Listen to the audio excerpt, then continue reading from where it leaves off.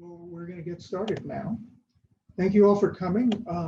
I'm Scott Reichlin. I'm going to do the class tonight in Amy's kitchen. I appreciate Amy letting me do this. And we're sort of planning this about a year ago to do a Hanukkah dinner class, but it didn't work out because of the timing. And so here we are a year later, and we're doing it virtually. I want to thank you all for coming. I know that a lot of my friends and family are attending this class, but I want to give a special shout out to Carl Meisel, my mentor and the mentor of many of us, and the reason that we're all here tonight. When Amy and I looked at the calendar a few months ago and tried to find a good date to schedule this, and she usually schedules her classes for Thursday evenings, I found out that the first night of Hanukkah was Thursday evening, December 10th, tonight. So we're going to start with lighting the Hanukkah candles. Candle, because there's only one. There are 3 prayers on the first night. 2 prayers on most nights, and an extra prayer on the first night to start the season. And the prayers roughly translated go like this. Their prayers are in Hebrew, and roughly translated they go, praise be the Creator who asks us to kindle the Hanukkah lights. Second prayer goes, praise be the Creator who did wondrous deeds for our ancestors in days of old at this season. And the third is just a general acceptance of this wonderful fact that we can start a festival together. And finally, the flame is going good. Baruch atah Adonai Eloheinu melech olam asher kidshanu b'mitzvotav v'tzivanu lahadlik ner shel Hanukah. Baruch atah Adonai Eloheinu melech olam she'asa nisim lavoteinu bayomim hahem Ba'azman hazeh. Baruch atah Adonai Eloheinu melech olam she'echianu v'kiyamanu v'higianu la'azman hazeh. And typically we put the Hanukkah candles somewhere where they can be seen by the people in the street. So we'll put them over here, and they kind of be seen a little bit. Yeah.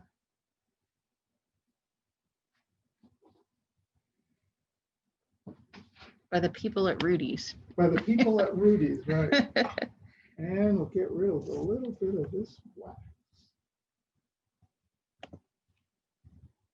Which wound up on our counter. Whoops. Okay. So here we go. We're doing braised chicken thighs with kale and apple, the potato latkes, and a winter shaved salad. The story of Hanukkah, very briefly, is that the Jews who were not allowed to practice their religion in about 2,200 years ago had a battle with the Syrian king, and won this battle. And the Syrians, who had been praying to Greek gods, had put Greek statues in the temple. So the temple had to be rededicated and brought back to proper form. And part of that was kindling the eternal light. And they only had enough oil to light that, to keep that lit for about a day. And while they were getting more oil, the light stayed on for 8 days, and it was a miracle. And so it's sort of in celebration of that miracle in part that we celebrate Hanukkah. It's always celebrated at the home. It's a kind of a minor holiday. Some people link it to Christmas, but it's really nothing like Christmas because it's a much more modest holiday than Christmas is. Okay, now we're going to get started with the braising the chicken.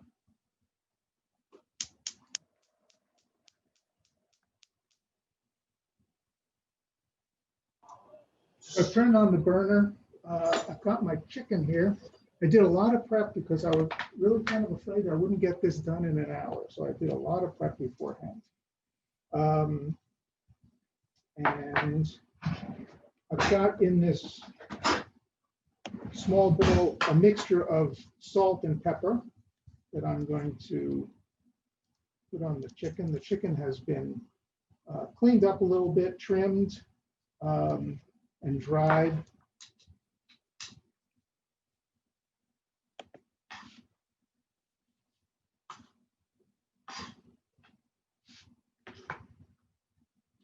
You just patted it dry with paper towels? I patted it dry with paper towels. Okay. And it's actually been sitting out here just getting drier and drier. Nice. Because I did it about an hour ago, I suppose. If you have questions, I think you're following the chat. Yes. There. Yes. If you have any questions, you can type them into the chat to me and to type to host. They can't really hear you. Oh. Because this is the. Oh, yeah. Okay. If you have questions, just type them into the chat, and Amy will field them. Now, you want to put a number 2 here? Yes. Nice. You have a special hello from Anne and Elena. Ah, Elena. Sorry about that. Anne and Elena. Hello back, Elena and Elena. Thanks for joining us tonight. So I just put the chicken in, and it takes it sits there for about 8 minutes. And while that's going on, I'm going to start the latkes, because I'm going to try to do the latkes kind of regularly throughout. I should be making about a dozen latkes altogether. I've got my potatoes and my onion here. Potatoes are scrubbed. The onion is peeled. And I've got this large horse grater.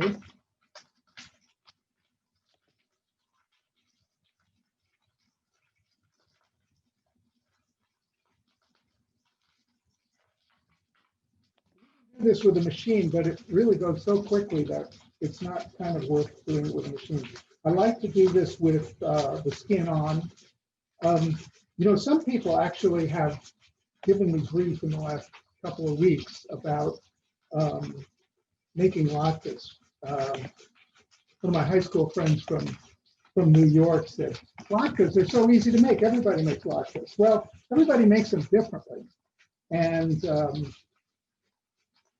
this is a method that I think works well and is easy to follow. Will I find a strong kitchen towel in one of those lower drawers? Oh, you can use that one that's back there. Oh, okay. It is clean. Yeah. It's just been used to squeeze other things. Okay.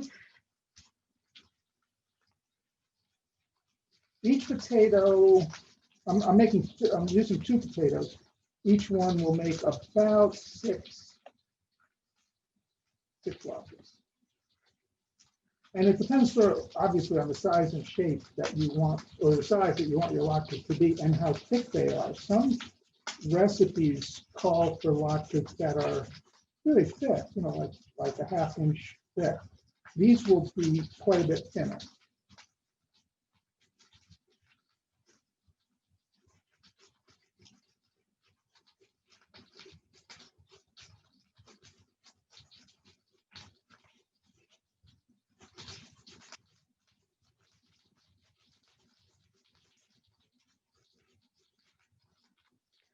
Someone has asked why unpeeled potatoes. It's Carl, actually. You can peel the potatoes. A lot of recipes call for peeled potatoes. I think that the flavor of the peel is a nice addition. They're more healthy, I guess, but that's not necessarily the reason that I'm doing it. And I just think that it works fine without peeling them. Saves time peeling. Okay, then so there are the potatoes. I'm going to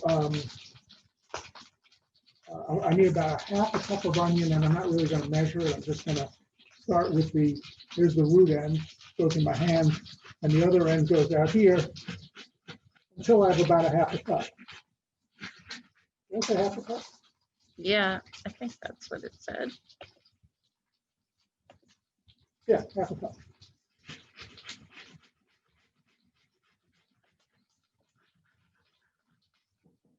Chicken smells good. I hope it's not burning. I don't think it is. Okay. I'm going to put in a little salt.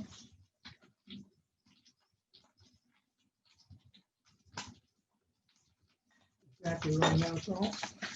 And then this is going to be mixed together and then put into a firm, strong kitchen towel to get the water out.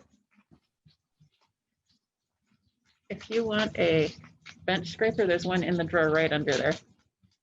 Oh, one of those. Yeah. Skills? Okay.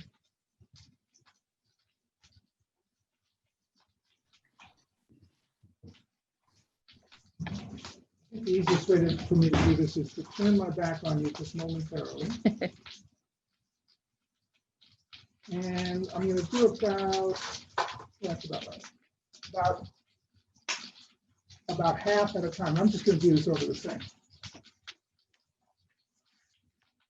Can you see that? Yeah. Can you see that? Okay. Yeah, they can see you. There's a fair amount of water coming out, liquid coming out. I'd say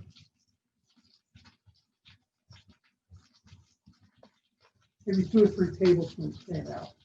And this is going into a large bowl.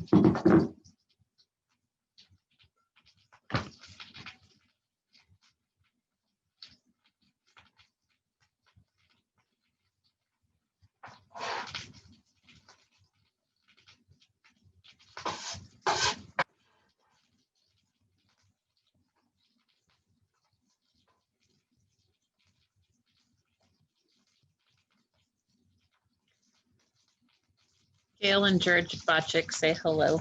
Hi, George and Gail.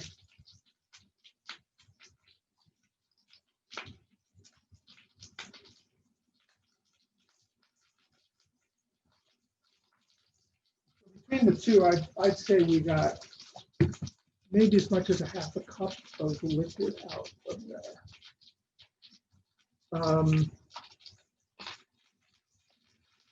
I like to put this in water sometime tonight to keep it from getting stained before you wash it. I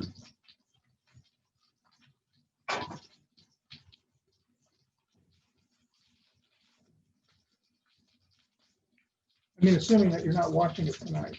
You can wash it tonight.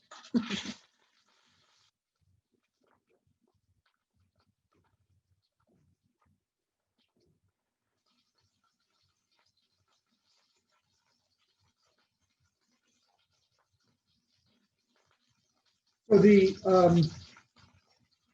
another piece of this recipe that's a little different is that you want to partially cook the potatoes in the microwave, or partially cook them. The easiest way to do that is in the microwave.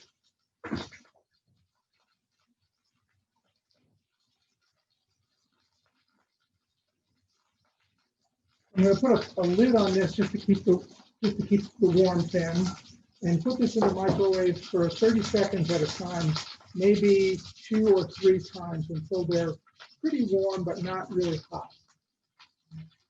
I have a question that says, what would you do if you don't have a microwave? Would you put them in the oven? I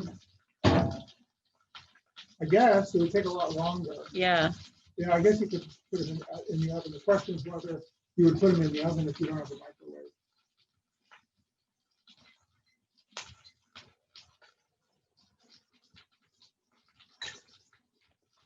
You want to go into 2 here? Yeah. So those are pretty brown, nicely brown on the skin side. At least that one is. The other ones are not as brown.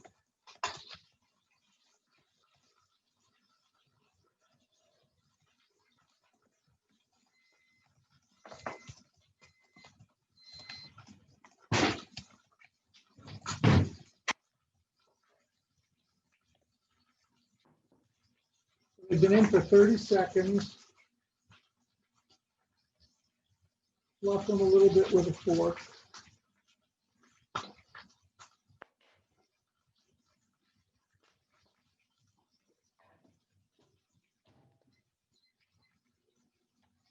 Thirty more seconds. After they come out, they're going to be cooled a little bit before the next step. I'm going to go back to Susan. Sorry. So these other ones are getting brown. I don't think I have the pan centered. Oh, sure. Oh, I also was going to mention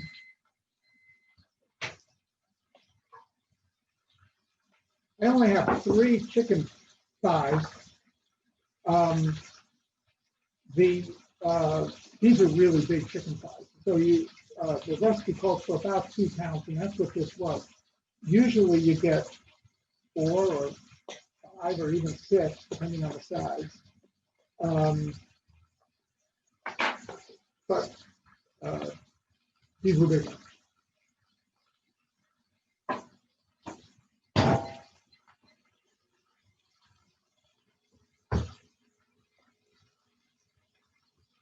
I've trained the chicken, and that's going to go for a little bit longer on size 2.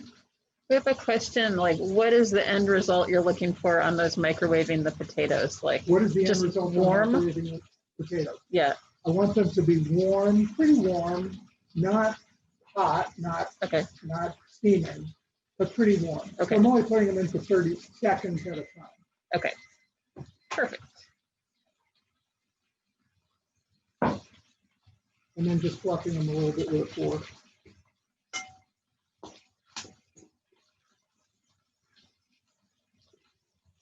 Yeah, I can, they're almost, you kind of put your nose in them, you can get a sense of how hot they are.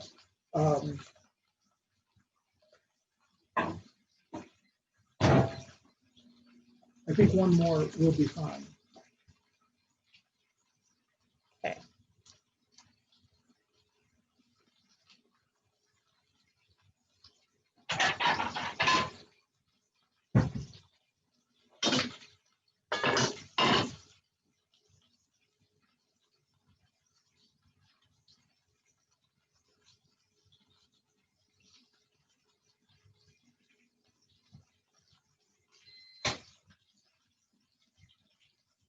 Yeah, I can feel the bowl is nice and warm. They're steaming just a little bit, but they're not too hot.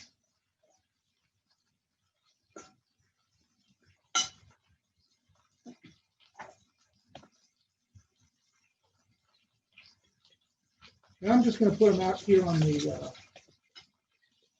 board. You can put them on a tray, baking pan, but this works.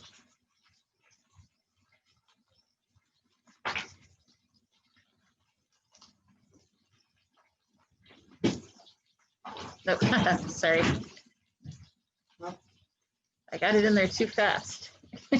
well, you were too fast, and I was I forgot I was going to need that. So we can see how the chicken looks. Let's go to, let's look at the chicken. Could be a little browner on the other side. And we're letting this cool. So while we're doing that, we'll work a little bit on the salad.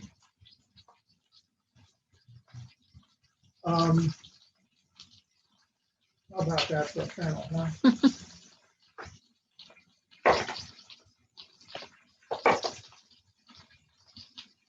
And you'll just cut off the top, trim the bottom.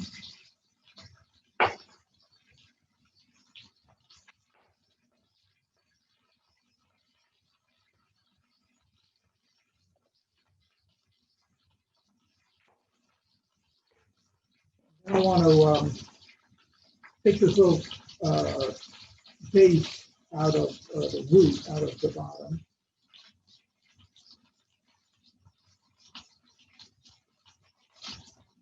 With a little triangular cut like that. Did you get your slicer yet Slicer? that you needed? Oh, no, I don't, where is it? Oh, yeah, I'll grab it real quick. Okay. The mandolin, little mandolin slicer, we're going to use to slice up the.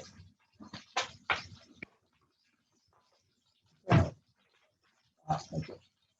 Brand new one, I've never even used it. All right. It has a more grippy handle now than the old one. Okay. All right, I want to put on 2. I think this is probably done enough. Now I'm going to put these on a plate.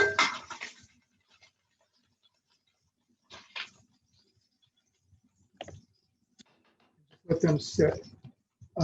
And add the sliced shallots. Now I sliced all the shallots. It's about a little more than a cup. But that's the next step is to just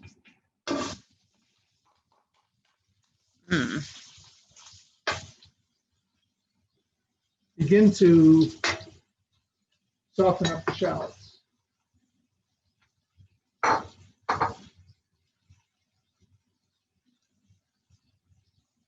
I just want to turn it down just a little bit. Okay, let's see.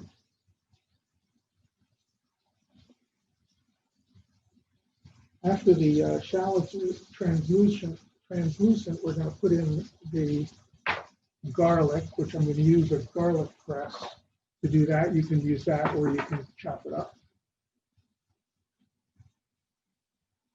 And the liquid ingredients that are going to go in for the braising are largely in here. This is 3/4 cup of apple juice or apple cider, 2 tablespoons of cider vinegar, apple cider vinegar, 2 tablespoons of Dijon mustard, and a little salt and pepper. And that's going to go in with some chicken stock, and this is just better than bouillon chicken stock.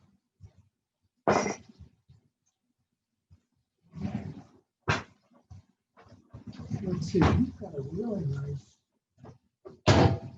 wooden spoon that you like to use. Yeah, it's in the drawer under the dish rack on the left-hand side. The one with a flat bottom. That's the one I like. This one. Yeah. Amy's favorite spoon. You can see it's well used. Well used. Because I made roux, dark roux with it like 18 times last year.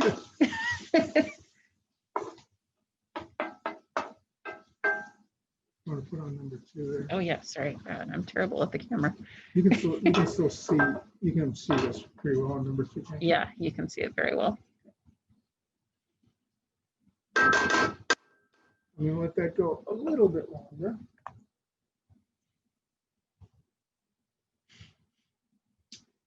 And I think I'll just use this.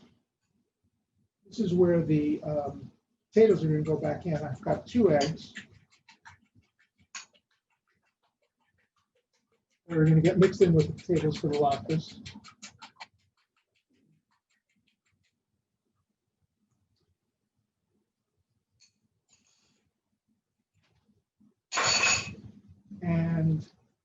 There's some potato starch.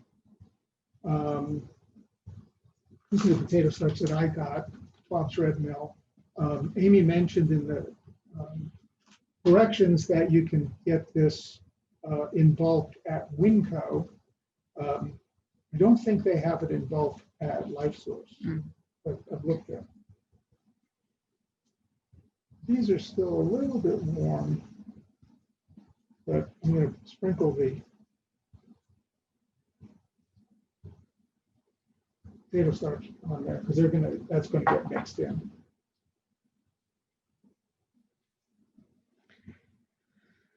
Someone asked if you think that you could substitute a different starch if you didn't have any potato starch. Yeah, good question. If you don't have potato starch, I didn't try this, but I imagine cornstarch would be just fine. Okay. And yeah, that would be good. And if you don't have either one, it's not horrible. Some people put matzo meal or flour in latkes, but I don't. Okay, so I'm going to put this into the pan. Okay. The garlic in, and that just goes in until it's fragrant, about 30 seconds.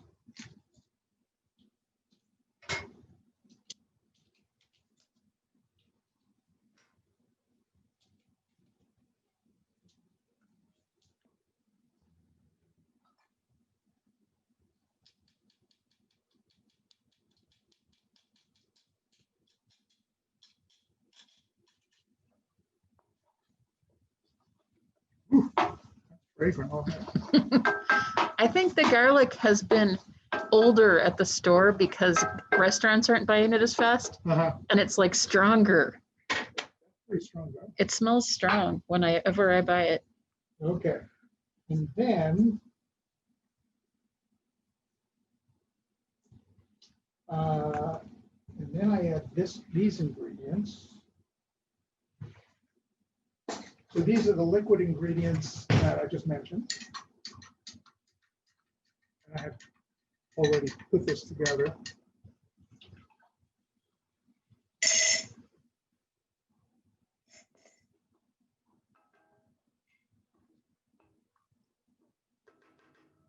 And I'm going to let that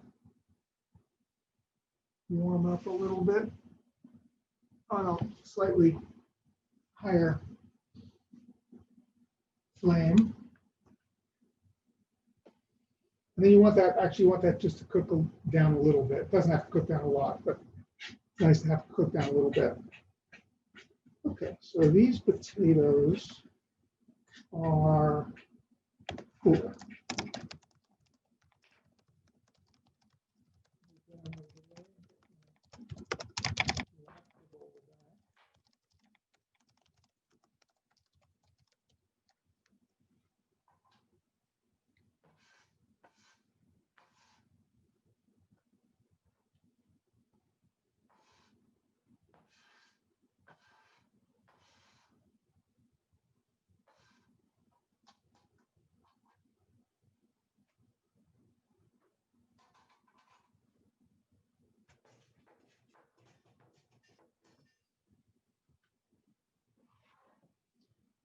And let's see, I put in everything except a little bit of black pepper.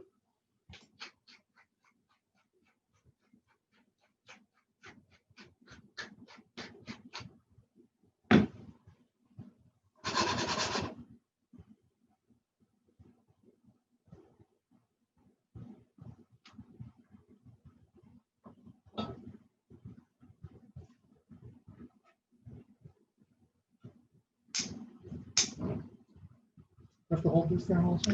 A little while, yeah. Just a couple seconds.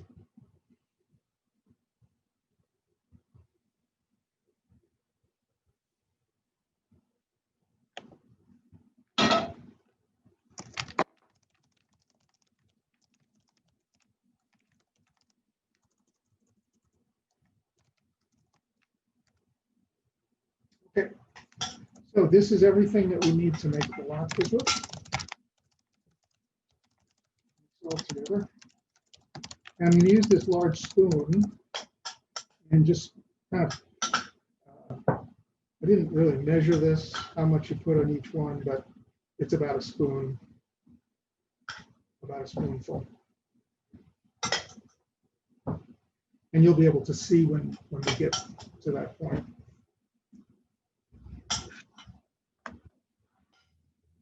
So this is cooked down a little bit. I just went there and then I went back. All right. And I think now we put in the chicken. Hmm.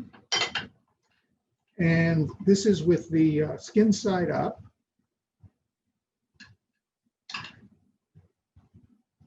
Those are big. Big, yeah. A little bit of juice came off those. And now the chicken stock, chicken broth, just put that, you want that to go on the kind of the side of the pan. Part of the idea here is not to submerge the Crispy skin, yeah. the crispy skin, which has started to crisp. Anyway, that goes on. And if you leave the lid, that's okay. If you leave the lid sort of slightly ajar, that will also help to keep the skin a little bit crisp. Frankly, I don't care that much about that because I don't usually eat the skin. But if you're really excited about skin, you want to do that. You can also do something that I didn't put in the recipe, and that is when you take them out, you can, instead of just putting them on a plate, I'll use a different plate for that. You can put them on a sheet, baking sheet, or a broiling pan, and put them in the broiler for a couple of minutes to crisp up the skin. I don't really think that's worthwhile, but that's something you can do.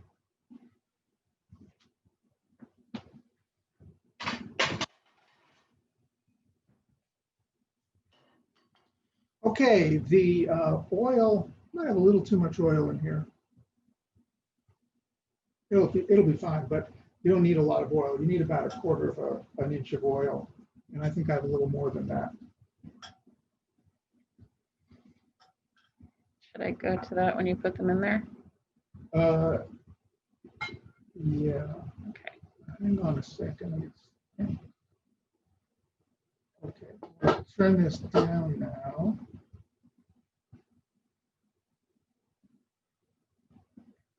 So the chicken, or you can, so the chicken stock is boiling, the liquid is boiling. I'm going to let that go, and I think I'm going to set a timer for about 20 minutes. I can do it on my phone if you want. Okay. Oh, thank you. Amy's helping me set the timer.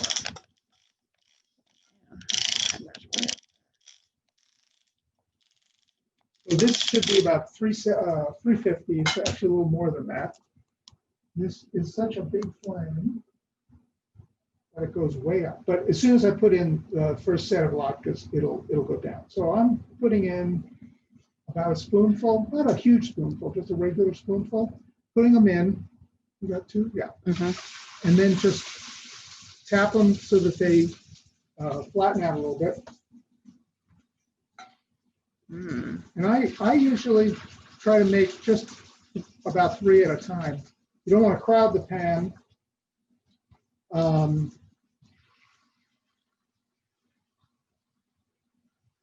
You want to kind of keep an eye on the.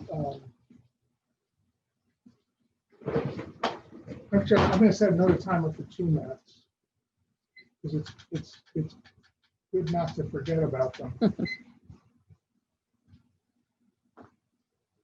Okay, so the chicken is growing. I think I've got everything in the chicken. 20 minutes. And the first set of latkes are going. I have a sheet pan in the oven at 200 degrees with a wire rack. And they're going to go, as they get done, they're going to go on that. First, they're going to go on some paper towel.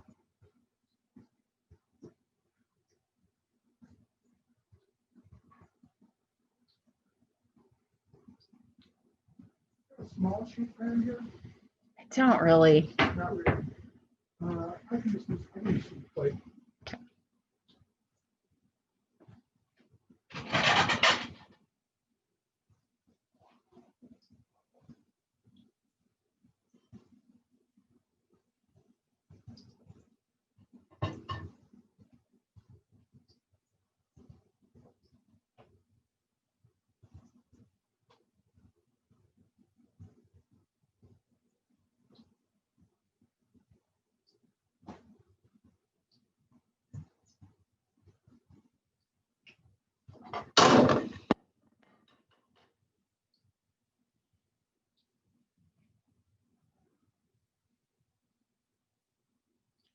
Got a little spatula. You want a Yeah. slotted one?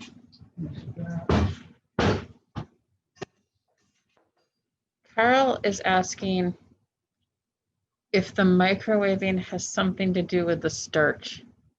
The microwaving makes the latkes taste better. Oh. I don't know why, but I have done it both ways. You don't hear that very often. And, and yeah, they do taste better. So 2 minutes have gone by in this first batch of latkes. You can see them, okay. Yeah, and you can see it. There's a really good browning on 2 of them. The other one is kind of so-so. So I'm going to start to turn them. Aaron Reber says, wow, those latkes look amazing. Well, Aaron Reber, you might get to taste some.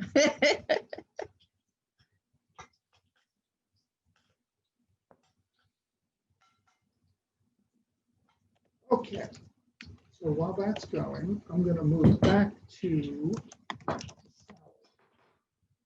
I'm going to try to make the salad and keep the latkes going at the same time. Oh, I didn't set the timer.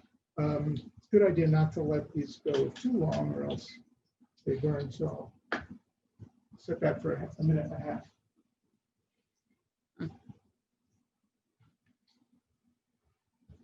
It's funny working in somebody else's kitchen. All the things that the places you expect things to be. Oh my gosh, they're it's not hard. exactly in the same place. And I didn't move the utensils after Carl left for like 2 years. And the whole 2 years, I was always having a struggle.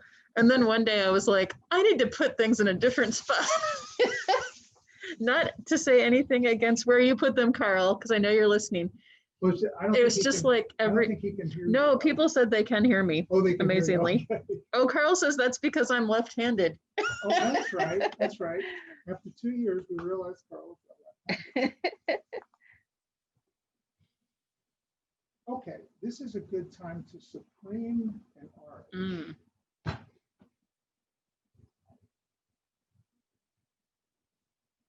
Now, the recipe that I've put together for you calls for 2 oranges. And I've supremed one of them earlier, and it looks like this. And it just means taking out all of the pith. Hang on a second.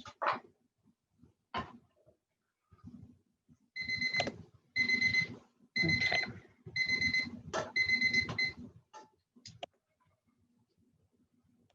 Oh, wow. Number 2.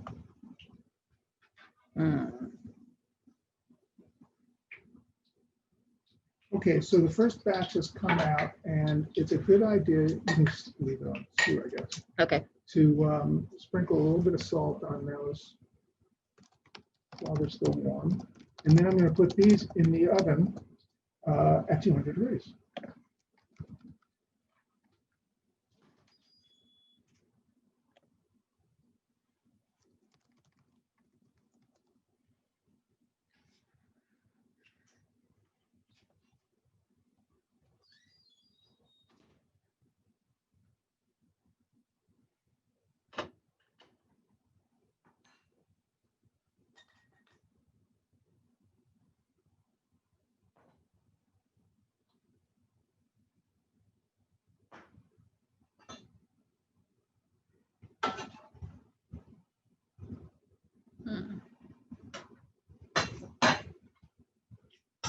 Go back on 2 now.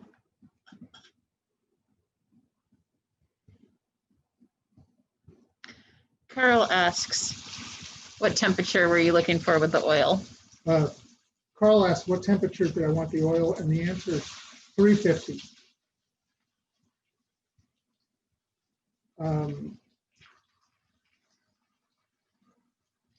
Those of you who are familiar with the kitchen here,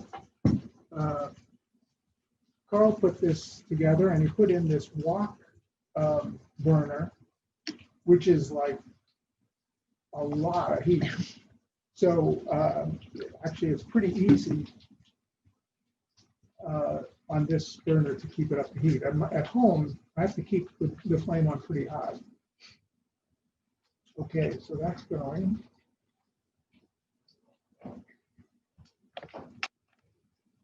And nobody reminded me to set the alarm. So. Oh. And getting back to the orange. So I'm going to screen the orange. It means basically taking out everything out that isn't just pure orange. And I like to use a really sharp knife for this.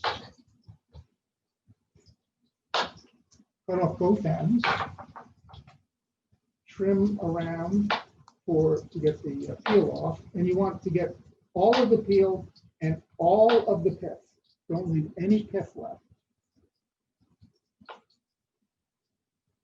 You might have to check it again to make sure that all the pith is actually gone.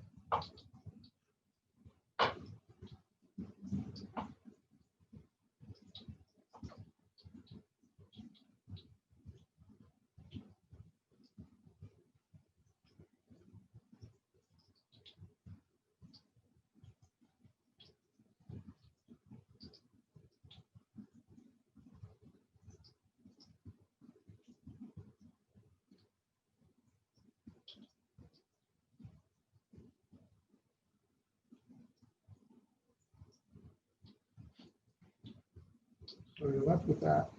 And then you want to cut each section out. So you identify the fibrous Membranes. membranes. Thank you. I was looking for that word Membrane. also. I'm going to turn these before anything else. I'm going to give you number 2.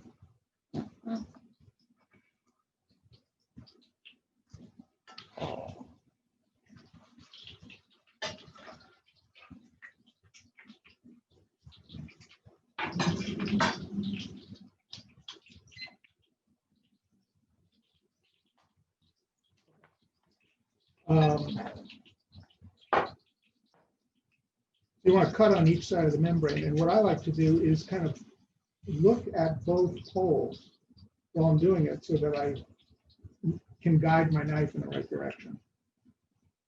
You look at the top pole, look at the bottom pole, and what comes out should be a really nice, perfect section. And then you just go around doing that. Sometimes it doesn't work perfectly and you get a little bit of the membrane, and you can just trim that off. Here, I didn't quite get it all. Okay.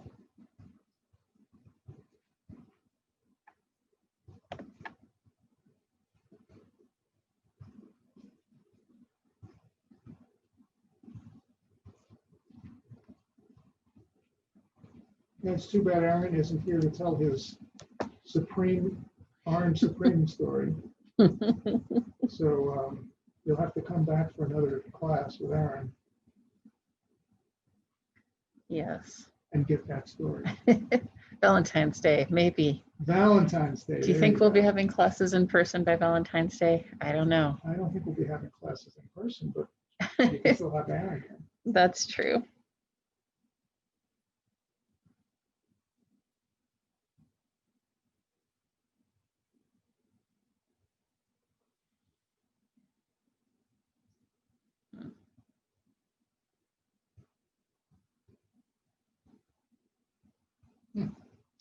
So I didn't do a great job there, so I have to clean it up a little bit.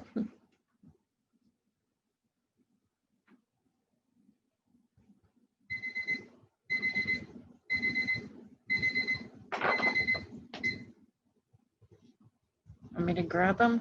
All right, Okay. let's put me on 2. Yeah.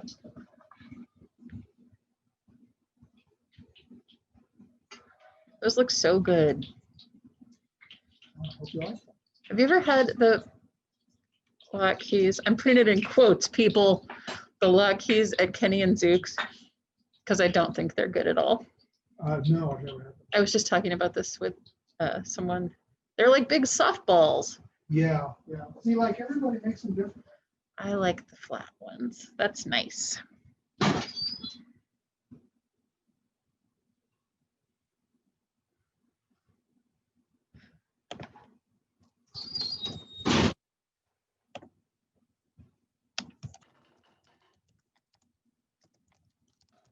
I still have plenty of oil. If I put too much in. If I go back. Oh, yeah. It's still a little too hot. That's a hot burner.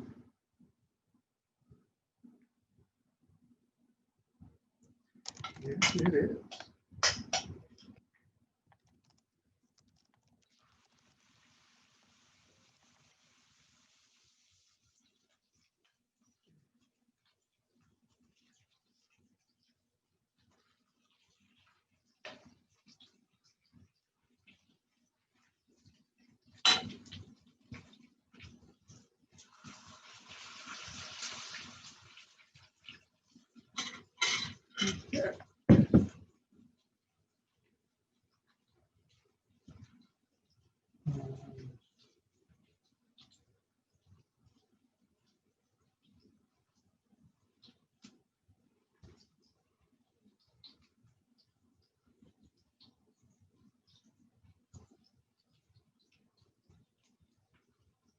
How much time do I have left on that chicken? You have 6 minutes.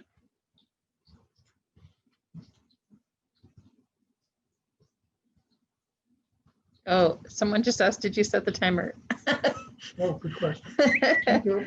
That is very Now nice. I said it a little too late.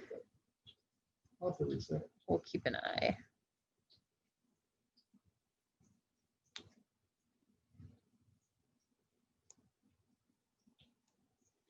During the live classes, we always keep Amy on target, so if she forgets the time or something. You guys remind There are me. 12 people here, and there's at least 3 of them who are going to say something.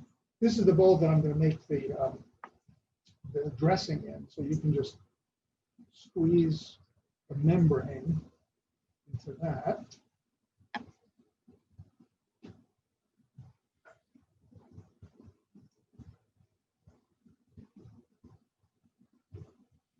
What'd you find in there? Oh, just a tiny bit. Actually, it's so tiny I can't find it now. I've lost it.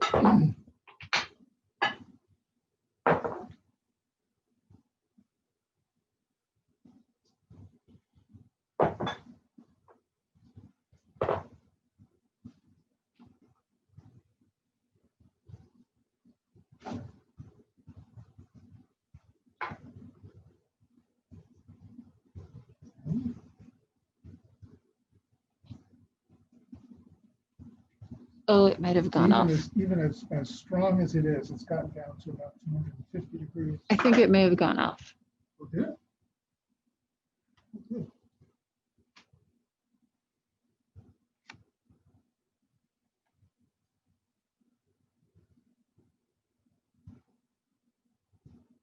Is it going?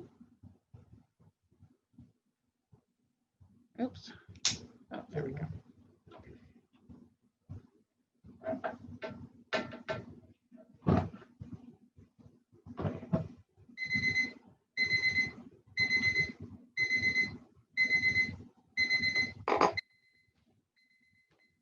So it cooled off a little bit because the flame went off. So we'll give it a little bit longer. Yes.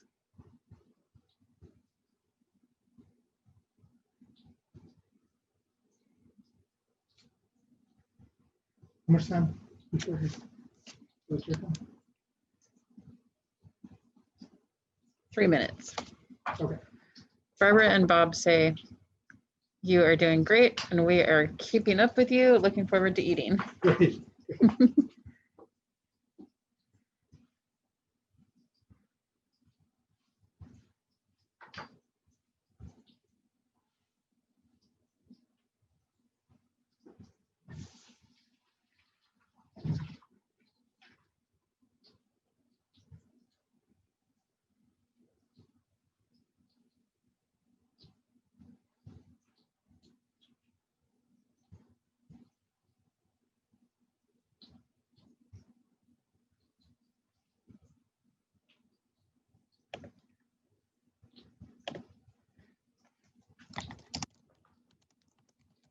So these are going to take a little bit longer on the first side.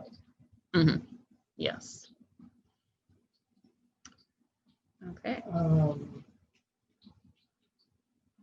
The next step on the chicken dish is going to be kale, which has been washed and coarsely chopped, and the apple, which has been not peeled again. You don't have to peel it, just thinly sliced, cored and thinly sliced. And they go in together once the chicken is done, which should be real soon. So I'm going to use this mandolin, which Amy says is a brand new one, Yes. and start to work on salad a little bit more. This is a very important guard. I never use it. I never use it either. I know some people think it's important. I think Gail Botchick thinks it's important. But you just have to be careful about not cutting too far. So I'm going to do this right into the bowl. This is a mandolin that has cutting edges in two directions, so you can go up and back and cut thin slices. First, let's go back to two here. Mm-hmm.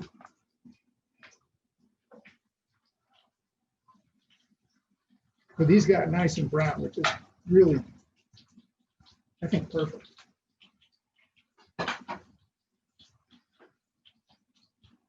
Jeff and Linda ask, when should we be there for dinner? And John Swittenham says, I had a friend who sliced off the tip of his thumb. Thanks, John. John knows I'm not going to do that. Nah. I don't know. Can you see? Can you see that? Yeah, I think so. So it just goes up and back, and it's really effective. You get nice thin slices, and it's really easy. A lot easier than doing it with a knife. It's also easier. I have a big mandolin at home that I don't use very often because I need something like this. I just use my little handheld mandolin. That was the timer for the chicken when you're done with your carrot. Chicken is done? Okay. And it probably wouldn't hurt for the chicken to have a little bit extra time, partly because it's chicken, yeah, and partly because it's they're big. so big. Yeah.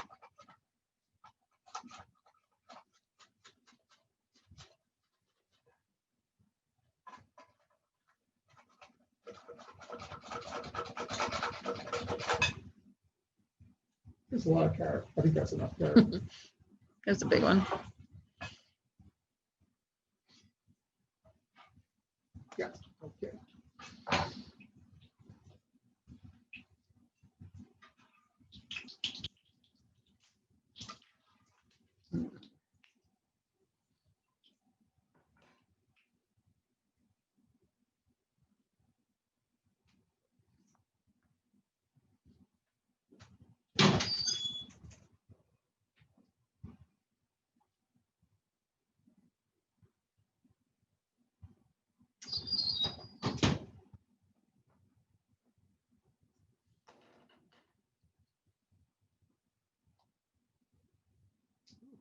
Now it's too hot. Oh, you Goldilocks burner.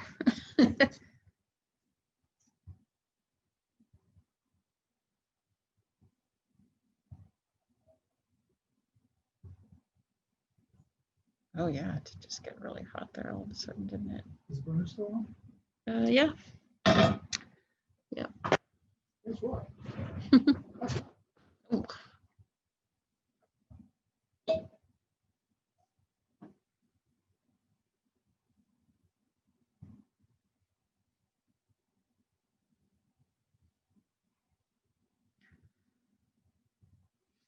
If you put the right amount of oil in, you might have to add oil occasionally, but it actually doesn't take up that much oil. And I put in too much anyway, so I haven't had to put in any more oil. It's still too hot. Guess you could put in a little more. Yeah. There's a trivet around here somewhere. Yeah.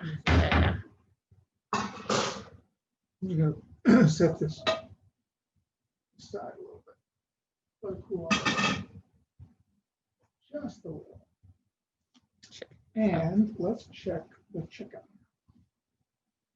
And we're looking for, I don't actually usually do this because a couple of times I've made this recipe, the chicken's been done, but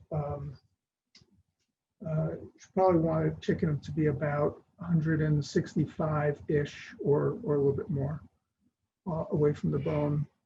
And this is 180, almost 190. So I think we're definitely cooked. That's the nice thing about thighs. Yeah, and thighs, you can make them, oops, you're not supposed to do that. You can so-called overcook thighs, and they just get more tender.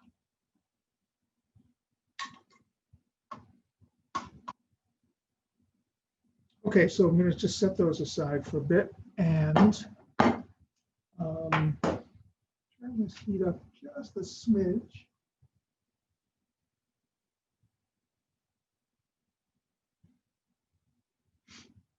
And then the kale and the apples go in there. Make sure I'm not forgetting anything. I think you're good. Yeah. Actually, I'm going to put a cover on here. I'll put a lid over the chicken because the chicken doesn't get cooked anymore. That's sort of the end of it. Okay, so got the kale that goes into the pan with all the chicken stuff. Got the apple and we find that nice stirring thing. And we stir this up. And some of these flavors that you're using are like associated with Hanukah, correct? Like apples and horseradish. Well, the horseradish, well, I didn't think about the horseradish, but the apple certainly. I wanted to choose a recipe for a braised, I thought a braised chicken recipe would go well with the latkes. And so I chose one that had apple. And yeah, so I think that it works together really nicely. All right, let's see how this is going.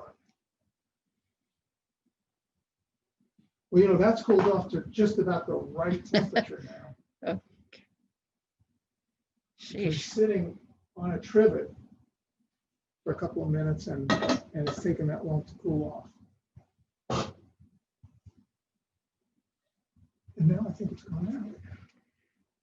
It might have without a pan on it.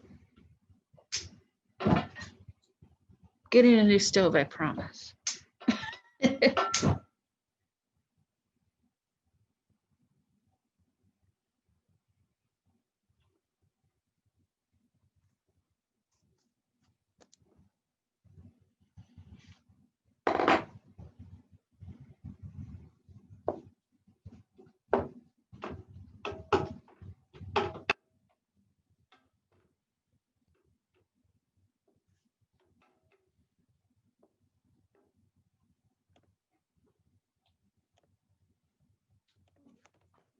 So we can finish up the latkes now. There should be about 3 left here.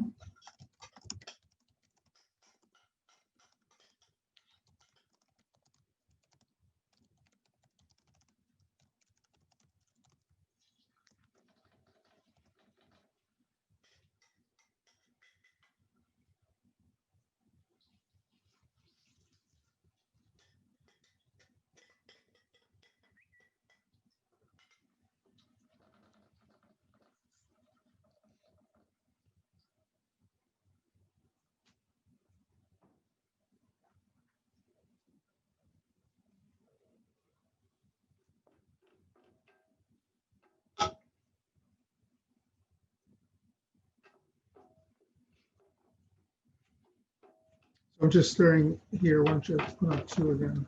I'm just stirring the kale and apples. And these cook this cooks fairly quickly. I think I said 3 minutes, which is about right. And back to our salad. Celery.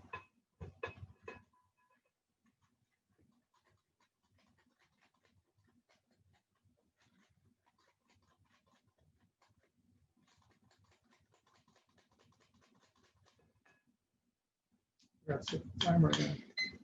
Ah, I should be reminding you.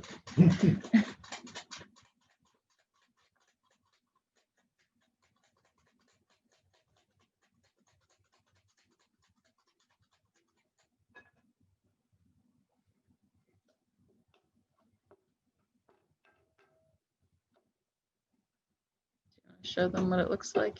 Sure.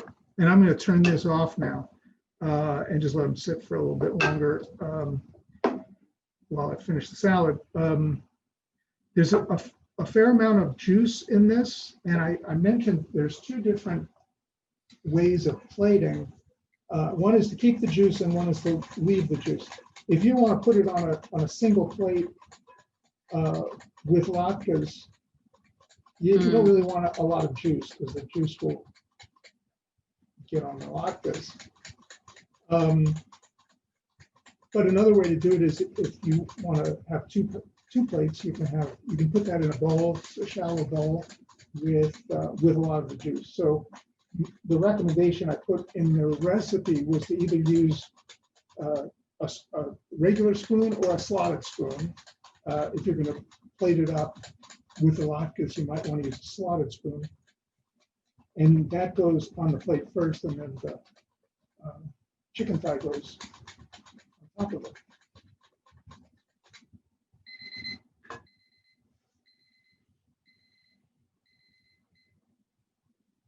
Oh, I'm so sorry. I'm so sorry. Okay. I should be keeping an eye on that.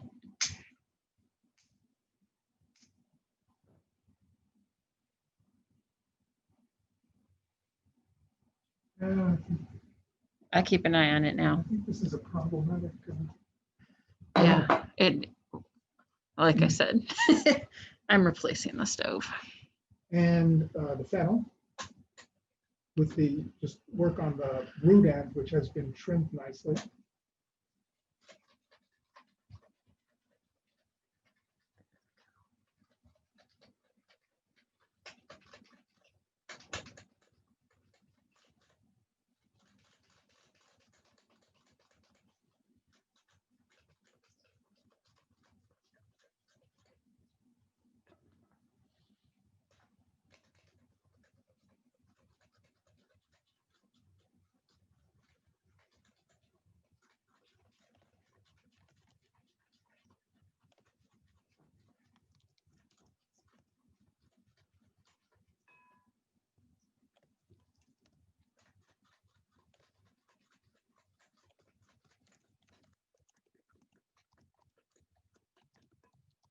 And some radish.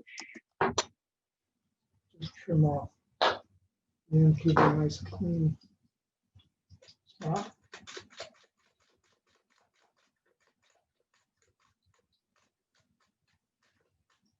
This is a little bit more tricky. You want to make sure you don't cut yourself. And the radish is so small. You don't want to go too far with the radish. but I've got lots of radish. Those are big radishes. Yeah, these are big radishes. That's right. They're really big. I have a little radish slicer, That's but true. I don't think those radishes will fit in it. They're so big. You know, I forgot about your radish slicer. I have one of those.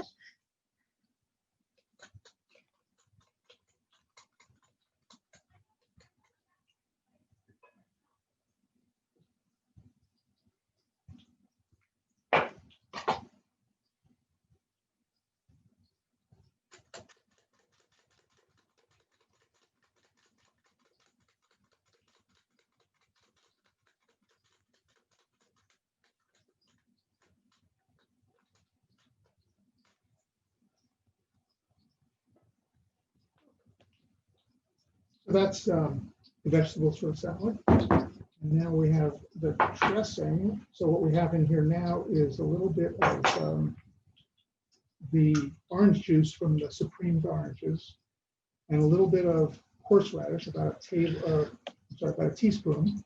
And what else goes in there? Oh, cider vinegar. I forgot about that.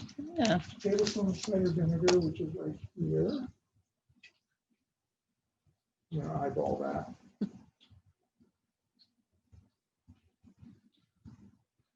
Salt, pepper.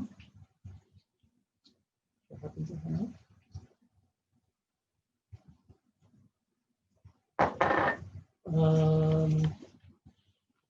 And olive oil.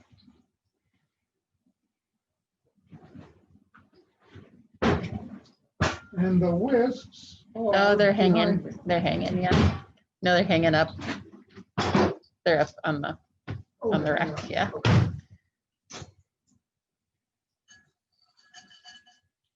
So I think I said a quarter of a cup of olive oil. This is olive oil, right? Yeah. I'm just going to kind of eyeball this as well.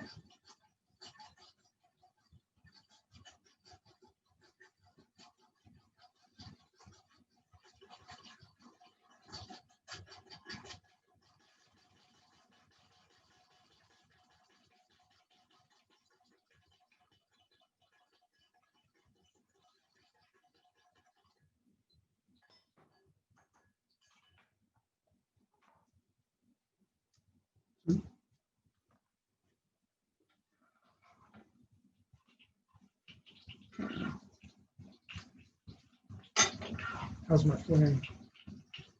It's looking strong. Okay. Yeah, it looks good. I think it'll be fine. Yeah. It's actually, no, it's just about right.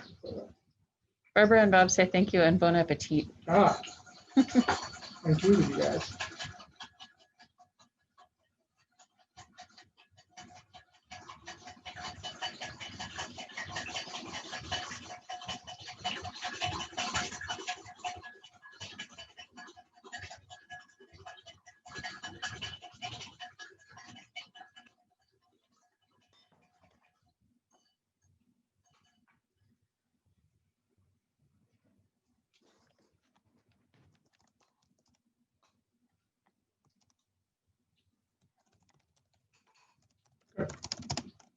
So let's put this on the salad.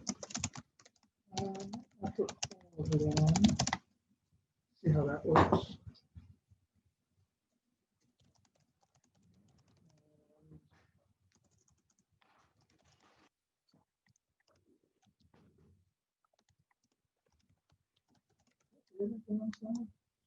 I don't think so. Yeah. Yeah. Oh, the finishing salt only. But Well, the finishing salt goes on the plate. yeah, I'm just gonna grab that for you.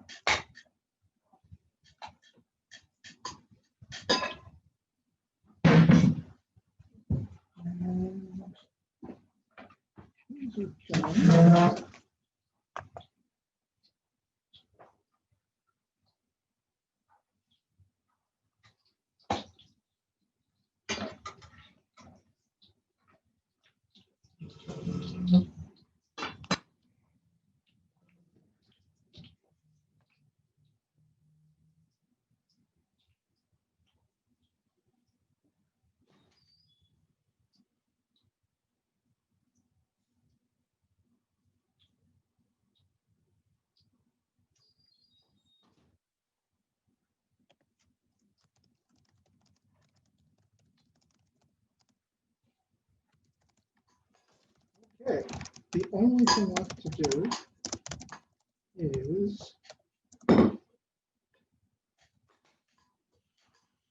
get some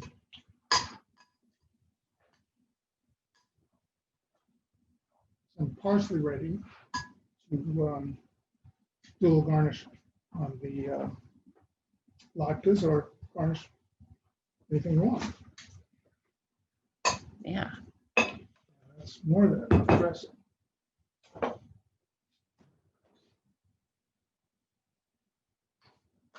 And here's some parsley that I washed and cleaned earlier.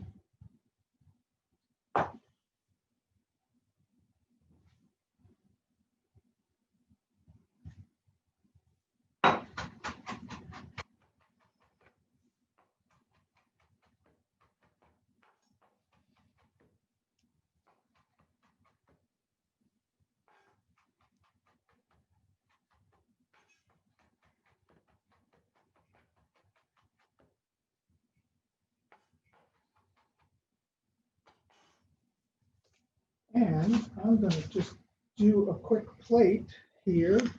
Yeah. Would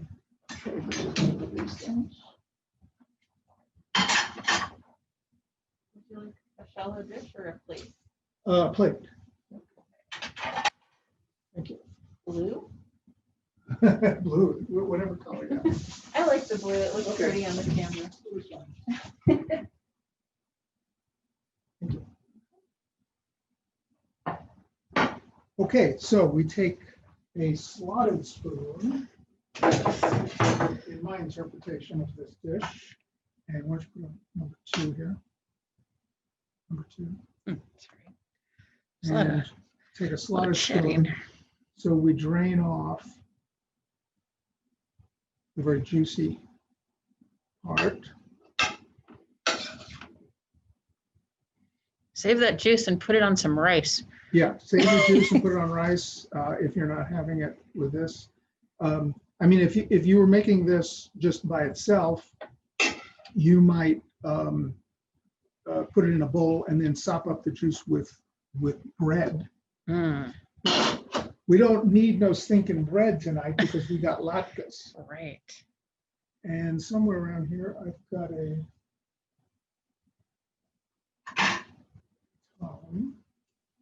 I'm going to take the prettiest one of these. Nice. Put it right there. Yeah. And I'm just going to get a latke over here. Mm-hmm.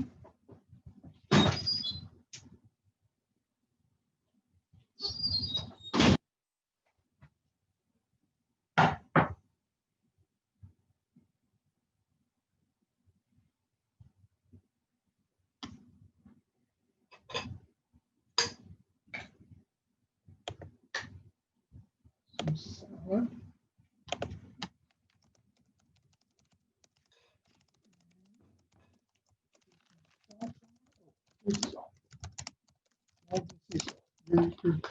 You're getting some different kind of salt? Yeah, we're going to be switching from the Malden to the Jacobson. I like them both a lot, but I just thought I'd get the Oregon one. Okay. So the next time you come into the store, there'll be Jacobson's. Yeah. And there you have it. The only thing that's missing, which I didn't actually get Oh, right. get out completely, is the sour cream and the applesauce. I should have put those in a bowl so they look nicer. Do you like So- sour cream or applesauce better? I like them both. Okay. I mean, I eat them. I eat latkes with both sour cream and applesauce. Nice. But some people like one or the other. Do you want to put that plate under camera too? There is the final. That looks very nice. Yum. We're getting some excellent comments. Now, another thing about latkes, that's the way I like latkes, and I definitely like them with applesauce and sour cream. There's lots of great applesauces these days that are pre-made. You can buy them. There's a lot of organic unsweetened applesauces. There's several good brands. So that's what I recommend. Or you can use the old-fashioned sweetened kind too. That's good too. Some people like to jazz up their latkes with other kinds of toppings like lox or capers or caviar or cornichon or thinly sliced ham. I mean, there's all kinds of ways that you can do that. I actually tried it with some lox. I didn't like it.